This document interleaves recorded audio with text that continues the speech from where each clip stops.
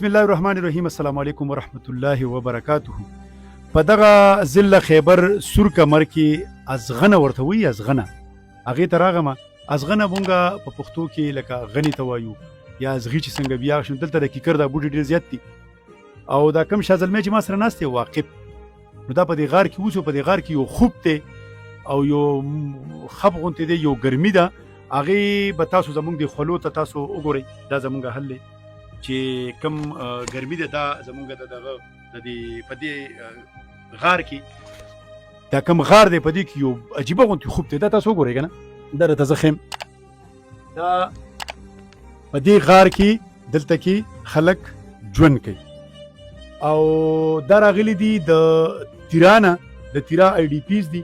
دا تاسو وګورئ، دا سوړي موړي چې جوړې کړي دي په دې سوړو کې دي. دغه یو بالټۍ یو بکس پکې ښودی دی او زه په هر علم ته وایي دا تاسو ته وښیي دا حل دی. نو دې د دې واقف سره یو څو خبرې کوم، تپوسونه دې کومه چې دې کې تاسو ژوند څنګه تېروي. واقف زما خو پکې سر ډوبېږي، تاسو څنګه په دې کې وخت تېروئ؟ بس داسې چل دی که نه چې هغه وي مجبوري پوه شوې، مجبورۍ وه چې پوه شوې. دلته اوبه هم نشته، نو د هغې څه کوئ؟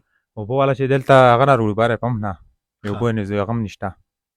نو ماشومان یې راوړي؟ ماشومان یې والا ګرمي نه ده ډېره زیاته؟ ګرمي ډېره ده، خو څه وکړو.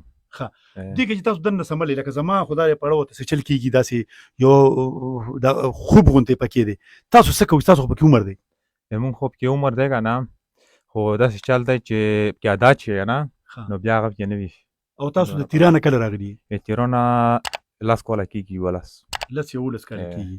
نو هلته کې خو زه هم چې موسم ښه دی په تیرا کې، ما ډېر اورېدلي دي په تیرا کې والا چې موسم ښه دی، خو بس دلته ګرمي ده. دلته ګرمي ده. مزدوري څه کوئ؟ والا دیاړي کوم. دیاړي کوئ؟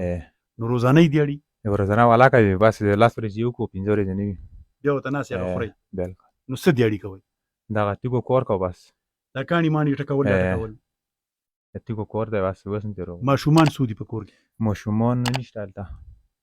نه ټوټل دلته څو کسان یې؟ ټوټل مونږ هغه دي څه نومېږي، ټول 12 کسان یو. 12؟ دوه کاډې یو، دوه کډې یې؟ ښه دا ونیسه رسید، دې ته ګوره. ښه دا 1 2 3 4 5 6 7 8 9 او 10، دا 10,000 روپۍ دي. په دې به د اختر له ماشومان له سوال صحیح شوه چې چا رالیږلي دوا به ورته کوئ، زموږ خپلې پیسې نه دي، موږ صرف دا منډه وکړو. ډېره مننه. دا واقف په دې غار کې چې اوسي نو ډېر بد حل دی. او دا که تاسو وګورئ که نه، دا زه راوځم د دې غار نه، دا دی د دې غار دا حل تاسو وګورئ. او بیا په دې غار کې دي دلته کې ځان له دا نغري مغریم جوړ کړي دي، دې ته مو ګورئ. خو چې کومه ګرمي په دې دننه وه او په دې 10 منټه کې زمونږ کوم حل شو، نو کېدای شي زه وایم چې د دوی خو پکې عمر دی، نو ډېره زیاته ګران هم ده. ماشي به هم وي، کیرډي به هم وي، ځناور به هم وي، هر قسم. لکه دا ګوره دوی ځان ته دغه جوړ کړی دی، دغه مچردانۍ غوندې دي، دا چې دوی سملي دا به دوی اچوي. نو دوی 2 کډې په دې یو ځای کور کې اوسي. مونږ ورسره د خپل امید پلی تنظیم پاکستان د طرف نه 10,000 روپۍ امداد وکړو. دا پیسې چې چا هم رالېږلې وي، د کوم ځای نه په کوم مقصد هم راغلې وي، نو الله دې په هغه ځای کې په کار راولي چې په کوم